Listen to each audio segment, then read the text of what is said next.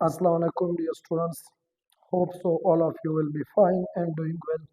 मैं एहसान सालार अपने YouTube प्लेटफॉर्म सालार इंग्लिश लैब के प्लेटफॉर्म से एक दफ़ा फिर आपकी खिदमत में एक और नए वीडियो के साथ हाजिर हूँ।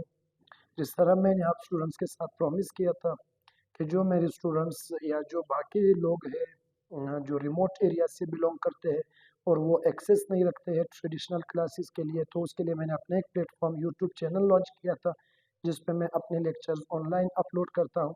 तो उसी सीरीज़ में मैं पहले लेक्चर जो है वो अपलोड कर चुका हूँ, जिसमें मैं एक प्लेलिस्ट मेरे पास है जिसमें सेंटेंस फॉर्मेशन, तो पहले जो मैंने 6 लेक्चर्स लिए थे वो सेंटेंस फॉर्मेशन पे थे।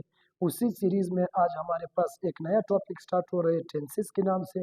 तो मैं टेंसेस पढ़ाऊंगा और टेंसेस का एक बाकायदा प्लेलिस्ट बन जाएगा जिसमें मैं टेंसेस के तमाम लेक्चर्स अपलोड करके जो है वो टेंसेस के प्लेलिस्ट में ऐड कर दूंगा। और एज यूजुअल जिस तरह मैंने आपको कहा था कि मैं डेली एक वोकेब करवाता हूँ क्योंकि वोकेब्स के काफ़ी ज़्यादा इंपॉर्टेंस है, पर्टिकुलरली अगर हम देखें मॉडर्न एग्जामिनेशन के पॉइंट ऑफ व्यू से बहुत ज़्यादा वैल्यू रखते हैं। यानी आपकी एचएससी का टेस्ट रिसेंटली कंडक्ट हुआ है, अगर आप एक दफ़ा उसके पेपर को गो थ्रू कर लें तो आपको पता चल जाए कि कितने सिनोनिम्स एंटोनिम्स आजकल एग्जाम में पूछे जाते हैं। इसी तरह सीएसएस की एमपीटी का टेस्ट आने वाला है, ज़रा 17 नवंबर को एक दफ़ा उसका पेपर आप गो थ्रू करके देख लें कि आजकल कितने ज़्यादा सिनोनिम्स एंटोनिम्स जो है वो आपसे पूछे जाते हैं। तो उसी सीरीज़ में आज हमारे पास एक और वोकेबलरी है और आज के वोकेबलरी का जो पार्ट ऑफ स्पीच है वो फिनिश है। और फिनिश मतलब ये एक वर्ब है, तो जब वर्ब है इसका पार्ट ऑफ स्पीच वर्ब है तो फिनिश, और फिनिश का मतलब हम सबको पता है कि जी किसी भी चीज़ को ख़त्म करना, क्लास को ख़त्म करना, विजिट को ख़त्म करना, किसी एग्रीमेंट को ख़त्म करना, व्हाट्सोएवर इन अ शॉर्ट अगर मैं कहूँ किसी भी चीज़ को ख़त्म करना तो वो फिनिश है। लेकिन ये फिनिश तो पुराना वर्ड है और जाहिर सी बात है जब पुराना है तो फिर वो पुराना वर्ड कॉमन ही हो जाता है, और जब वो कॉमन हो जाता है जो चीज़ जितना कॉमन होता है एग्जाम में उसके आने की चांसेस उतनी मिनिमम हो जाती है। अब फिनिश की जगह पे और ज़्यादा वर्ड्स यूज़ होते हैं और अगर आपको उनके सिनोनिम्स नहीं पता है तो कल को अगर कोई उसको यूज़ करता है रीडिंग में राइटिंग में यूज़ करता है और आप उसकी रीडिंग करते हो तो आप उसको रीडिंग तो कर लेंगे लेकिन आपका कॉम्प्रिहेंशन में मसला आएगा उसको समझने में, क्योंकि आपके पास वोकेबलरीज ही नहीं है। तो आज की वोकेबलरी में हमारे पास फिनिश है। तो किसी भी चीज़ को अगर आप फिनिश करते हो ना डियर स्टूडेंट्स, तो इसका मतलब है आप उस चीज़ को वाइंड अप करते हो। तो वाइंड अप का मतलब होता है फिनिश करना, ख़त्म करना किसी चीज़ को। आपने सुना होगा न्यूज़ में ये बात आती है कि जब कोई आपके पार्लियामेंट का कोई सेशन होता है और कोई मेंबर वहाँ पे खिताब करता है तो चेयरमैन है या जो स्पीकर है वो उसको कहते हैं आप प्लीज़ वाइंड अप कर दें। वाइंड अप मतलब प्लीज़ आप अपनी बात को ख़त्म कर लें। आप इधर कोई डिस्कशन करें, मैं कह रहा हूँ कि जी आप वाइंड अप करें, या मैं कह रहा हूँ कि जी ये क्लास में आज वाइंड अप करूंगा, तो वाइंड अप का मतलब भी यही होता है फिनिश करना। और अगर फिनिश का मतलब वाइंड अप होता है तो फिर एक होता है कंक्लूड, और कंक्लूड भी वर्ब है, कंक्लूजन इसका नाउन है, ठीक है। तो कंक्लूड भी वर्ब है और कंक्लूड का मतलब भी खत्म करना है। तो आप मुझे कहते हो कि सर आप इस क्लास को कब कंक्लूड करोगे, कंक्लूड कर देना, किसी भी चीज़ को ख़त्म करना तो वो कंक्लूड होता है। So I will conclude this class और I will conclude my topic within 5 minutes. तो मैं 5 मिनट में अपने टॉपिक को कंक्लूड कर दूंगा, मतलब ख़त्म करूंगा। और अगर आप किसी चीज़ को कंक्लूड करते हो तो आप उस चीज़ को राउंड ऑफ करते हो। न्यूज़पेपर में आया हुआ है, डॉन डॉन के न्यूज़पेपर में वो क्या बरी आती है। जब हमारे पास सऊदी वजीर खारिजा आया था तो उसने यहाँ पे दौरा किया था, तो जिस दिन वो जा रहा था तो न्यूज़पेपर वालों ने कहा कि वो अपना दौरा आज जो है वो राउंड ऑफ कर देगा, मतलब वो आज अपनी विजिट को ख़त्म कर देगा, राउंड ऑफ कर देगा। तो राउंड ऑफ का मतलब होता है किसी चीज़ को राउंड ऑफ कर देना, उसको ख़त्म कर देना। इधर से शुरू कर दिया, आप उसको ए से ला करके राउंड कर देते हो, तो जब राउंड कर देते हो आखिर तक लाते हो तो वो राउंड ऑफ हो जाता है, ख़त्म कर देना किसी चीज़ को। और अगर आप उसको राउंड ऑफ करते हो तो आप उसको वार्प आउट करते हो। वार्प आउट का मतलब होता है ख़त्म करना, न्यूज़पेपर में ज़्यादा यूज़ होता है। So when will you warp out this class, I will warp out the class very soon, I will warp out this session very soon. He has warped out the session. The session will be warped out tomorrow. Session कल खत्म होगा। तो आजकल finish की जगह पे warp out लगता है, या राउंड ऑफ लगता है, या कंक्लूड लगता है, या वाइंड अप लगता है। अगर वाइंड अप लगता है तो टर्मिनेट, और टर्मिनेट का मतलब होता है किसी चीज को खत्म करना। टर्मिनेट से मिलता जुलता एक वर्ड है जिसको हम लोग कहते हैं इरेडिकेट। इरेडिकेट मतलब भी खत्म करना होता है, लेकिन वो एक मतलब इस तरह से देता है कि किसी चीज को जड़ से उखाड़ करके खत्म करना होता है, बिल्कुल उसकी जो है वो रूट्स को काटना होता है। तो वो इसके सिनोनिम में मैं नहीं रख रहा हूँ क्योंकि उसका मीनिंग इससे थोड़ा डिफरेंट हो जाता है। तो किसी चीज को टर्मिनेट करना मतलब खत्म करना। और अगर आप किसी चीज को टर्मिनेट करते हो तो आप फिर उसी चीज को क्या करते हो, एक्सटर्मिनेट करते हो। और एक्सटर्मिनेट का मतलब खत्म होता है। ही हैज एक्सटर्मिनेटेड द सेशन, उसने सेशन को एक्सटर्मिनेट कर दिया। When will you exterminate this session? और मैं कहता हूं कि जी द गैदरिंग विल बी एक्सटर्मिनेटेड सून, जल्द से बहुत जल्द खत्म हो जाएगा। मैंने वर्ड यूज कर दिया एक्सटर्मिनेट। एक्सटर्मिनेट है, टर्मिनेट है, राउंड ऑफ है, वार्प आउट है, या आपके साथ वाइंड अप है, या आपके साथ फिनिश है, या आपके साथ जो है वो कंक्लूड है। इन सब का एक मतलब है और इन सब का पार्ट ऑफ स्पीच वर्ब है। एंड इन सब का मतलब होता है किसी भी चीज को खत्म करना। तो अब जब आप ऐसे लिखते हो, अब जब आप स्पीकिंग करते हो और आप चाहते हो कि आपका एक्सप्रेशन अच्छा हो, तो फिनिश की जगह पे आप राउंड ऑफ जरा यूज करके देख लें। राउंड ऑफ की जगह पे अगली बार जरा आप वार्प आउट यूज करके देख लें। इससे आपका एक्सप्रेशन बिल्डिंग हो जाएगा, इससे आपकी वोकेबलरीज इनरिचमेंट हो जाएगी। और कल को अगर कोई बंदा इसको यूज करता है, चाहे न्यूज़पेपर का एडिटर हो, चाहे बुक का ऑथर हो, आपको कॉम्प्रिहेंशन करने में आसानी मिलेगी। इसी तरह से आजकल की जो एग्जाम्स है, मॉडर्न एग्जाम्स, उसमें सिनोनिम्स एंटोनिम्स ही ज्यादा पूछे जाते हैं। तो ये आपको सिनोनिम्स के टॉपिक में काफी ज्यादा हेल्प करेंगे। तो डेली में इस तरह का एक वोकेब अपने 8, 9, 10 सिनोनिम्स के साथ करवाता हूँ कि जिसको आपने याद करना होता है, जिसपे मैंने आपको कहा था कि ये वोकेब्स आपके काफी एरियाज को कवर कर लेते हैं।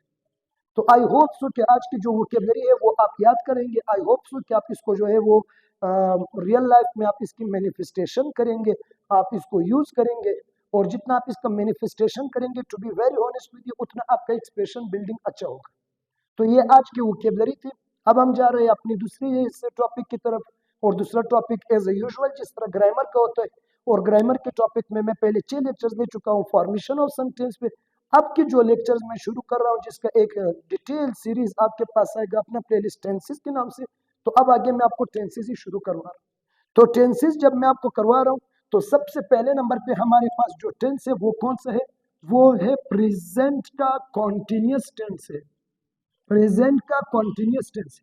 अब जब प्रेजेंट कॉन्टिन्यूस है तो याद रखना एक फैमिली है जिसको हम लोग नाम देते हैं बी वाली फैमिली। तो बी की फैमिली में there are 5 forms. First form कौन सा है, आर एम बी है। सेकंड फॉर्म कौन सा है, वाज एंड वर है, वाज एंड वर है। थर्ड फॉर्म कौन सा है, बीन है। फोर्थ फॉर्म कौन सा है जी, वो बीइंग है। And lastly we have its fifth form and that is. तो ये फैमिली है जिसको हम लोग नाम देते हैं वर्ब टू बी की फैमिली। और याद रखना बी का verb plus ING is equal to होता है किसके, कॉन्टिन्यूस का इज इक्वल होता है। तो जब भी बी की फैमिली में से कोई वर्ब आ जाए उसके बाद आईएनजी आ जाए, वो कॉन्टिन्यूस होता है। तो overall we have 6 continuous tenses. और सब कॉन्टिन्यूस में देखना उसमें बी का वर्ब भी है और उसमें आईएनजी वाला फॉर्म भी है। आईएनजी क्या करता है, कॉन्टिन्यूस करता है। बी क्या करता है, उसका टाइम बताता है। टाइम वो किस तरह बताएंगे, अगर फर्स्ट फॉर्म है तो फर्स्ट फॉर्म कौन सा टाइम बताएगा, प्रेजेंट है। अगर फिफ्थ फॉर्म है तो वो कौन सा टाइम बताएंगे, वो भी आपका प्रेजेंट है। लेकिन अगर सेकंड फॉर्म है तो सेकंड फॉर्म पर कौन सा टाइम बताएंगे, पास्ट का टाइम बताएंगे। और चूंकि हमारे पास टाइम रियल सिर्फ 2 है, तो यही 2 टाइमिंग से हम दिखाए जाएंगे। तो हेल्पिंग वर्ब क्या करेंगे, टाइम बताएंगे। और आईएनजी क्या करेगा, कॉन्टिन्यूस एक्शन बताएगा। तो अगर कॉन्टिन्यूस है so there we will use ING form. Present है तो प्रेजेंट किससे, या तो फर्स्ट फॉर्म से और या तो फिफ्थ फॉर्म से। तो फिफ्थ फॉर्म हमारे पास इज है और फर्स्ट फॉर्म क्या है हमारे पास, आर ए एम है। एक बी को हम लोग इधर से एक्सक्लूड कर रहे हैं, उसको निकाल रहे हैं। बिकॉज बी पे डिस्कशन हम लोग आगे की क्लासेस में करेंगे कि बी को हमने क्यों निकाला and what was the reason. निकाला तो किस चीज के लिए हमने निकाला। तो इधर देखना are am is helping verb आ गए जो कि टाइम बताएगा, उसके बाद आईएनजी आ गए, कॉन्टिन्यूस हो गए। अब लेट सपोज अगर मैं आपके साथ सेंटेंस कहता हूँ, सेंटेंस है मैं कह रहा हूं कि she is waiting for you, she is waiting for you. अब ये मेरे पास प्रेजेंट कॉन्टिन्यूस है। आपको कहां से पता चला प्रेजेंट कॉन्टिन्यूस, किसी भी टेंस का जब आपने उसको मालूम करना हो तो सिर्फ 2 चीजों को ही देखा जाता है। नंबर 1 है हेल्पिंग वर्ब को, नंबर 2 मेन वर्ब को। सिर्फ इन दोनों को ही देखा जाता है जब आपने टेंस मालूम करना, क्योंकि हेल्पिंग वर्ब टाइम बताएंगे और मेन वर्ब उसका एक्शन बताएगा। तो अब जरा आप इधर देखिए, ये इज मेरे पास हेल्पिंग वर्ब है, इज प्रेजेंट है, ये कौन फिफ्थ फॉर्म है। फिफ्थ फॉर्म कौन सा टाइम बताते हैं, प्रेजेंट। वर्ब टू बी के बाद आईएनजी आ गए तो ये कौन सा टेंस हो गया, प्रेजेंट का कॉन्टिन्यूस हो गया। तो सिर्फ इन्हीं दोनों चीजों को ही देखा जाता है, बाकी सब्जेक्ट प्रेडिकेट वगैरह वो तो हर टेंस में आ जाते हैं। सब्जेक्ट तो 12 के 12 टेंसेस होता है, सिर्फ दो चीजों को देखा जाता है, हेल्पिंग वर्ब और मेन वर्ब को देखा जाता है। मेन वर्ब एक्शन दिखाएगा जो कि कंटिन्यू है, हेल्पिंग वर्ब टाइम दिखाएंगे जो कि प्रेजेंट है, तो बन जाएगा प्रेजेंट कंटिन्यूअस। तो प्रेजेंट इज आरएमसी दिखाएंगे और कंटिन्यूअस के लिए जो भी एक्शन होगा हमने उसका आईएनजी वाला फॉर्म यूज करना है। अब याद रखना ये जो प्रेजेंट कंटिन्यूअस है ये यूज होता है दो तरह से यूज होता है, इसकी मैनिफेस्टेशन दो तरह से होती है। नंबर एक, if the action is actually continuous while you are talking it your present. Number दो, ये क्या दिखाता है, ये दिखाता है नियर फ्यूचर का एक्शन। नियर फ्यूचर मीन जो प्लान्ड एक्शन है, तो प्लान्ड एक्शन में हम लोग गोइंग लगाते हैं, गोइंग के बाद फुल इंफिनिटिव लगाते हैं यानी 2+V1 लगाते हैं, 2+V1 लगाते हैं यानी फुल इंफिनिटिव। यहाँ पे काम अभी तक शुरू नहीं हुआ है, प्लान किया है, नियर फ्यूचर में उस एक्शन ने होना है, लेकिन यहाँ पे that action is actually going on. मिसाल के तौर पर अगर मैं सेंटेंस देता हूँ, सेंटेंस क्या है, सेंटेंस से मैं कह रहा हूँ he is calling you, he is calling you. अब ये प्रेजेंट कंटिन्यूअस है क्योंकि इज हमारे पास हेल्पिंग वर्ब है, फिफ्थ फॉर्म प्रेजेंट आ गया, उसके बाद आईएनजी कंटिन्यूअस, तो वो तुम्हें कॉल कर रहा है तो काम चल रहा है ना, अभी कंटिन्यू है।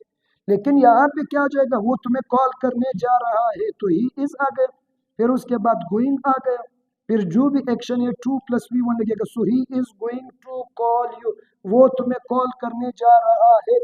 तो अब जरा इधर देखिए, यहाँ पे भी इज आ गया, उसके बाद आईएनजी आ गया, तो ये प्रेजेंट आ गया, ये प्रेजेंट दिखा रहा है और ये उसका आईएनजी दिखा रहा है, तो ये प्रेजेंट कंटिन्यूअस।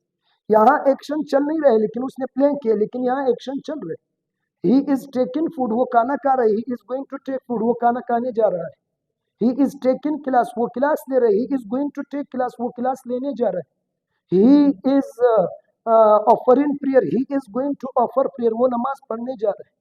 तो एक ये यहाँ यूज होता है जब कोई काम एक्चुअल में कंटिन्यू हो, और एक ये यहाँ यूज होता है जो काम एक्चुअल में कंटिन्यू नहीं है but that action has been planned to be performed, तो इस तरह यूज होता है। लेकिन अब इसमें भी एक और एक्सेप्शन आ जाता है। एक्सेप्शन क्या है, आपने पढ़ा है कि इधर हम लोग वर्ब का कौन सा फॉर्म लगाते हैं, आईएनजी वाला फॉर्म लगाते हैं, आईएनजी का फॉर्म यूज करते हैं। और आईएनजी का फॉर्म हम किसका यूज करते हैं जी, वो तो हम लोग वर्ब का यूज करते हैं, जो वर्ब है उसी का हम आईएनजी करेंगे। लेकिन जब वर्ब का हम आईएनजी करेंगे, वर्ब मीन्स एक्शन का करेंगे, और वर्ब खुद कितनी तरह का होता है, दो तरह का होता है, एक होता है डायनेमिक एक्शन और एक होता है स्टेटिव एक्शन। डायनेमिक वो एक्शन है जिसमें हम स्टेट वो मूवमेंट दिखाते हैं। अब मूवमेंट वो action, the action that can be started and that can be stopped bye you, the action of going, the action of coming, the action of crying, the action of teaching, the action of writing, all these are dynamic actions because we have movements here. Dynamic means something with included a movement, and these are the actions which can be started, which can be stopped by you, so these are dynamic actions. However, if we focus on the stative actions, तो stative वो actions है, stative वो actions है कि where we do not have any movement and these actions cannot be stopped and started by you, तो ये actions आपके stop और start नहीं हो सकते।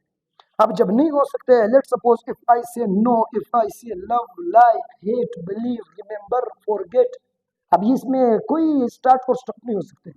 तो याद रखना है आपने, अगर आपका सेंटेंस है कि I am knowing everything, I am knowing everything, now this statement is grammatically fallacious, ये सेंटेंस ग्रामेटिकली गलत है, because I am knowing everything, बाकी मैंने रूल्स को तो सारा फॉलो किया, यहाँ पे एम आ गया, एम के बाद आईएनजी आ गया, तो ये दिखा रहे प्रेजेंट, ये दिखा रहे continuous, and everything is a pronoun, तो वो दिखा रहे object, I is again a pronoun, तो ये बन गए subject, but the statement is grammatically wrong.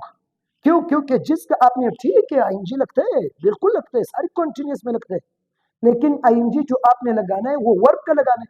Verb जो लगाओगे उसके लिए लाजमी है कि आप कॉन्टिन्यूअस में डायनामिक का ही आईएनजी बनाओगे, स्टेटिव का नहीं बन सकते। अब जब नहीं बन सकते हैं तो उसके पीछे रीजन क्या है, तो जी रीजन यही, बिकॉज कंटिन्यू है ही नहीं ये एक्शन, आप इसको स्टॉप ही नहीं कर सकते। कंटिन्यू वो होता है something which can be started and stopped, which can be seen, there we have movement, however in these actions we do not have any movement, how can they can be started, how can they be stopped, so these are stative actions. So you have to keep it in mind that stative actions cannot be used in continuous tense. Overall we have 6 continuous tenses, there are 6 continuous tenses, but the point is that stative actions, he means stative verbs, can not be used in continuous tenses, can not be used in continuous tenses, जी हम उसको continuous tenses में use नहीं कर सकते। Which are चे by number, तो number से वो जो है वो चे, तो these actions can't be used in a continuous tenses. तो ये प्रेजेंट कॉन्टिन्यूस पे आप इस तरह उस तरह की एग्जाम्पलिफिकेशन कर सकते हैं, एग्जाम्पल्स बना सकते हैं। अब चूंकि मैं नॉर्मल क्लासेस में ये टेंस थोड़ा हट करके पढ़ाता हूँ, नॉर्मल जो क्लासेस होते हैं मैं यहीं पे इसी टेंस के एप्लीकेशन करवाता हूँ कि आपने इसको स्पीकिंग में कैसे यूज करना है, कैसे आपने इसको राइटिंग में यूज करना होता है। कल को एक पैराग्राफ में कौन कौन सी बातें आप प्रेजेंट कॉन्टिन्यूस पे बना सकते हैं। चूंकि मैं एक पैराग्राफ बनाता हूँ तो उसमें 40 to 45 मिनट्स लग जाते हैं, समटाइम पैराग्राफ्स काफ़ी ज़्यादा होते हैं, तो चूंकि वो मेरे लिए पॉसिबल नहीं है, लेकिन मैं कोशिश कर रहा हूँ कि मैं उसके लिए भी कोई मैकेनिज्म बना लूँ आपके साथ कि मैं इसके एप्लीकेशन पे बात कर लूँ। ये तो सिर्फ वो किताबें थी, बात ये ना कि जो किताबों में आती है, किताबों के लेवल पे ये बातें सारी बुक्स में लिखे होते हैं, बस सिर्फ उसको मैंने अंडरस्टैंडेबल बनाना होता है आपके लिए। लेकिन जो असल बात है वो तो है इसका एप्लीकेशन ऑफ द टेंसेस। तो मैं ग्लोबल वार्मिंग में, जेंडर इनइक्वालिटी में, एजुकेशन में, क्लाइमेट चेंज पे ये टॉपिक्स लिख करके इसी टेंस को यूज करके उस पर मैं पैराग्राफ्स बनाता हूँ। अब उसके लिए चूंकि मुझे नहीं लगता है कि अगर मैं एक वीडियो जो है वो 2 घंटे तक रिकॉर्ड कर लूँ तो ये पॉसिबल होगा। अब उसके लिए मुझे भी जो है वो डेफिनेटली स्पेस चाहिए और उसके लिए कुछ रिसोर्सेज भी जो है वो मैंडेटरी है, जो कि इस वक्त मेरे पास अवेलेबल नहीं। तो एज सुन एज मैं वो अवेलेबल करता हूँ तो उसके लिए कोई मैकेनिज्म मैं फॉर्म करता हूँ, तो फिर मैं आपको ये भी बताऊंगा कि आपने टेंसेस को अप्लाई कैसे करना है, उसका एप्लीकेशन ऑफ द टेंसेस कैसे होता है। हाल फिलहाल मैंने सिर्फ उसका ग्रामर वगैरह आपको बता दिया कि ये टेंस क्या है और कैसे यूज होते हैं और इसके फार्मूले क्या है, उसको आपने समझना कैसे। तो ये हमारे प्रेजेंट कंटिन्यूस का लेक्चर था। कल भी इंशाल्लाह हम इसी टेंस पे बात करेंगे, इसके बाकी टाइप्स के सेंटेंसेस हम समझेंगे, लिखेंगे, और फिर इंशाल्लाह we will have other continuous. तो पहले मैं सारे कंटिन्यूस करवाऊंगा, फिर सारे परफेक्ट, फिर सारे इनडेफिनिट टेंसेस। सीरीज इसका बन जाएगा, प्लेलिस्ट बन जाएगा टेंसेस के नाम से, तो जो इस प्लेलिस्ट में आपको सारे टेंसेस के लेक्चर्स मिलेंगे। सो आई होप सो कि आज का जो लेक्चर है वो आपके लिए लुक्रेटिव एंड प्रोडक्टिव रहा हो और आपको समझ आ गया हो, और होप सो कि आप इसका प्रैक्टिस कर ले, आप इसको रियल लाइफ का हिस्सा बना ले। असल चीज इसका रियल लाइफ हिस्सा बनना होता है। ग्रामर एवरीथिंग जो है वो grammar is known to everyone. असल बात यह है कि आप इसका एप्लीकेशन कर ले, और that is much more important step of learning English. तो यहाँ पे मैं आज के लेक्चर को जो है वो वार्प आउट कर दूंगा। लास्ट में यही एक रिक्वेस्ट आपसे है कि जो मेरा यूट्यूब का प्लेटफॉर्म है सालार इंग्लिश लैब, जो कि अल्हम्दुलिल्लाह काफ़ी अच्छे से ग्रोथ कर रहे हैं, आप लोगों की ही सपोर्ट की वजह से ग्रोथ कर रहे हैं, आप लोग मुझे इंकरेज कर रहे हैं, तो मैं अगले दिन फिर जो है वो आकर के आपके सामने वीडियो रिकॉर्ड करके जो है वो आ जाता हूँ। तो यही एक रिक्वेस्ट है कि मेरे जो यूट्यूब का चैनल है, जिन्होंने सब्सक्राइब नहीं किया वो उसको सब्सक्राइब कर ले, अपने फ्रेंड्स के साथ शेयर कर ले, मेरे वीडियोस वगैरह मेरे ही चैनल के थ्रू से कर ले, ताकि इससे वो प्रोसेस मुझे भी इंकरेज कर ले और इंशाल्लाह ये आप लोगों के लिए भी प्रोडक्टिव रहेगा। तो कल के लेक्चर में we will again talk over the same tense of present continuous tense. तो आज के लिए इतना ही काफ़ी। होप सो कि आपको समझ आ गया हो। Take care of yourself. अल्लाह हाफिज़।